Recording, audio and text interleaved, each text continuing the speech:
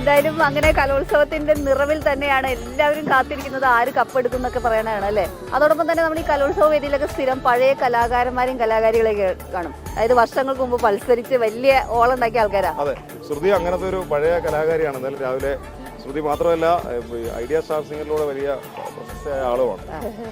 ഇവിടെ വരുമ്പോൾ എങ്ങനെയുണ്ട്? ഒരുപാട് സന്തോഷം. ഒന്ന്, ഐഡിയ സ്റ്റാർ സിംഗർ റിയാലിറ്റി ഷോയിൽ പങ്കെടുത്തുകൊണ്ട് തന്നെ ഏഷ്യാനെറ്റിൽ ആങ്കർ ആയിട്ടുണ്ട് ഒരുപാട് കാലം. അതുകൊണ്ട് ഏഷ്യാനെറ്റായിട്ടുള്ള ബന്ധം വലുതാണ് എനിക്ക് ഒരുപാട് കാലങ്ങളായിട്ട്. ഒരുപാട്. കാരണം എന്താ വെച്ചാൽ പണ്ട് കലോത്സവ വേദി എന്ന് വെച്ചാൽ കലാതിലകം ആവണമെന്നുണ്ടെങ്കിൽ ഡാൻസും അതുപോലെ പാട്ടും ഒരുപോലെ പോകണം. അപ്പൊ ഞാൻ ഭരതനാട്യം, കുച്ചിപ്പുടി, മോഹിനിയാട്ടം, ഉറുദു, പിന്നെ എല്ലാം ഗസെല്ലാം ആ സമയത്ത് കലാതിലകം ആവണമെങ്കിൽ നമ്മൾ എല്ലാത്തിലും പങ്കെടുക്കണം.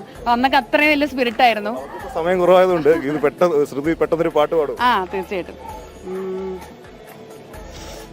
ശ്രീരാമനാമം ജപസാര സാഗരം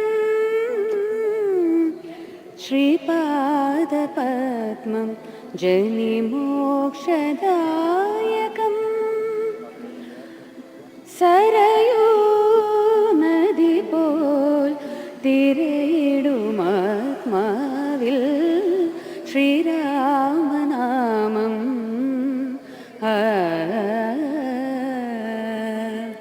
എന്തായാലും നിങ്ങളൊക്കെ ഈ കുട്ടികളുടെ സന്തോഷത്തിന്റെ ഭാഗമാകാൻ ഇപ്പോഴും കലോത്സവ വേദികളിൽ വരുന്നു എന്നുള്ളതാണ് ഏറ്റവും വലിയ കാര്യം. കലോത്സവത്തിന് വേണ്ടി തന്നെ ഒരുപാട് കാര്യം ചെയ്തു. ഇപ്പൊ അലയൻസ് യൂണിവേഴ്സിറ്റിന്റെ head of the department for performing arts ആണ്. ഇപ്പോഴും കലയെ ജീവിതത്തോട് കൊണ്ട് നടക്കുന്നത്. അതെ അതെ, വളരെ സന്തോഷം. Thank you.